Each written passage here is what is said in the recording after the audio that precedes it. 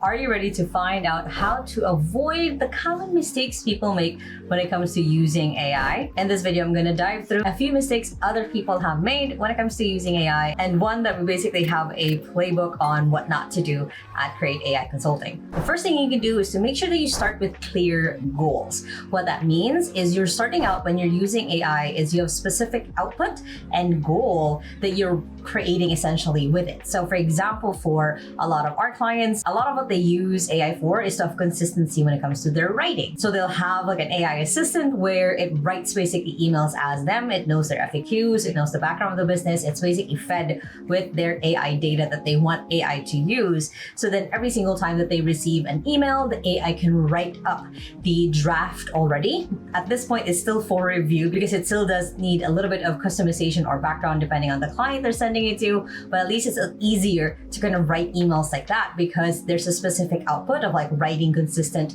voice or style of an email, and getting to the point as well where it's faster for them to have a turnaround when it comes to them, again, receiving those emails, receiving inquiries. AI basically takes care of that. So you want to make sure that you do have a specific output and goal in mind, and you're not just using AI for the giggles of it, but you're making sure that you are intentional when it comes to finding out what outputs and what things you can use AI for. Next thing that you can do is have AI ready data. Now, I said it a little bit earlier, but essentially AI ready data is what are the things about your company, what you do, examples of work you guys have done, do you have ready, so then you can feed that into whatever AI model you're going to be using. So for example, for us, whenever we're onboarding a new client, we have a list of about 70 questions that we ask them that we can easily feed into the AI. These could be things just like their mission, their vision for their business, the values that they have, basically things that they might already have in public, or that they might have already documented, but they're just not sure where it is. So then we are able to have data that we can feed AI, and we can make it where each kind of response or output from AI is very much custom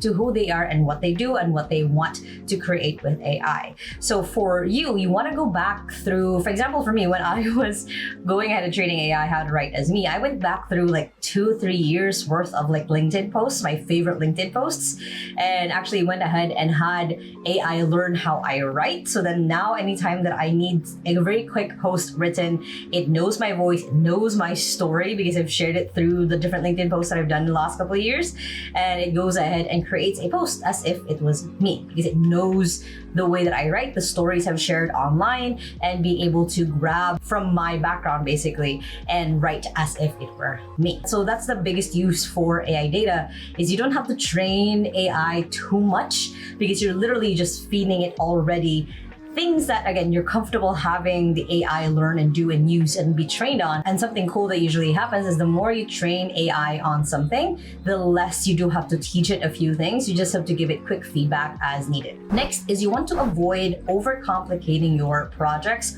or the outcome that you're asking from ChatGPT or from AI. What I mean by this is you can't just ask AI to create a whole marketing strategy for you. You want to break it down into what are the small chunks of that project that you can start having AI either do in separate kind of different AI assistants, or having it all together into an AI system, whatever that looks like for you. You want to make sure that you're not kind of asking too much with AI in a way where you are kind of still imagining that you're talking to a human being, to a person who can break things down for you, and then having AI kind of start working on that with you. That way you can also train AI if it's going off the rails, if you need to rate it down a little bit, or if AI is on the right track. Next is to create your security measures, especially as you might be starting to have your team use AI for the business. So what I mean by this is kind of have just a quick list of like do and don'ts when it comes to putting data or having AI learn or think for you, is that you have certain parameters of what's okay, what's not okay, what's acceptable, what should never be on these AI models, just because you want to, of course, if you're working with clients or customers, you're preserving their data, you're managing their data. So you're making sure that AI won't be able to reuse or remember any of that data. And you are putting, again, that set line of where AI can be or where AI might mess things up or produce a security risk for for your clients and customers. Next is you want to train your team early. What I mean by this is don't wait until you've learned AI 6 months. Do it with your team. Have them research automations, have them research AI assistants or prompt engineering. So then you're learning together and you guys are coming together to do that. Within 2XU, which is my executive assistant agency, when AI first started coming out, we literally did a whole month sprint where we created just a list of all of the different ways they've used AI for that week, for that month, and being able to share it with everyone else. This way, there was kind of this sense of like, oh, we're building this together, we're figuring out AI together, and that anytime that someone gets lost or gets frustrated, at least there's the rest of the team to support them, and they're getting more and more comfortable using AI as well. Next is you want to make sure that you keep ROI expectations very realistic when it comes to AI, because AI, like any tool, is a multiplier. Whatever it is that you currently have, AI will only multiply those results. What I mean by that is, again, if you're a crappy copywriter, you're not gonna get better with AI. You just kind of have the same level. And same thing if you're a brilliant copywriter, of course you give feedback, you train AI to get better and better, so then you have the brilliant output basically that you want from AI. So when it comes to finding or trying to get an ROI or return on investment on using these AI tools, just remember that you want to make sure that it is focused on the right things within your business, that you're creating a system around it, and that you're giving it feedback so you can get better and better at giving you what it is that you need from it. Next is you want to make sure that you keep in mind that you're using AI as a first draft. That means that whatever output you have or you get from AI, you should still go through it, you should clean it up.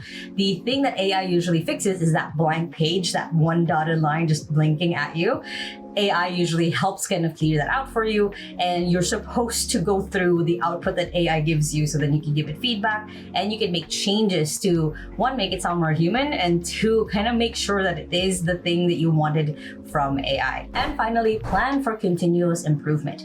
A funny mistake I see people make is that either they don't use AI enough or they use AI too much. You want to find a good middle ground where you're evolving things, you're getting better at how to use AI, getting more and more comfortable using it, and at the same time that you are focused and making sure that you're working on things that actually move the needle in your business, that actually move things forward rather than just kind of keeping you stuck in this stasis of learning and doing things with AI. AI is such an ever-evolving thing that even if you started using AI today or 2 years ago like I did, there's still going to be so many changes and so many shifts that's going to happen in the next couple of months, a couple of years. So the more that you do start getting more and more comfortable with using AI, the easier and easier it will just get. Now, if you guys like this video, make sure to hit the thumbs up button right there. Comment below any questions you might have when it comes to using AI. I would love to know. And if you still haven't yet, make sure to hit the subscribe button right there so you don't miss any of my videos every Sunday and Thursday on how to work from home and how to build business from home, which you guys can check out those two playlists right here and the latest video right here. Hope you guys have an amazing day, and remember that small steps matters, and I'll see you in the next video. Bye!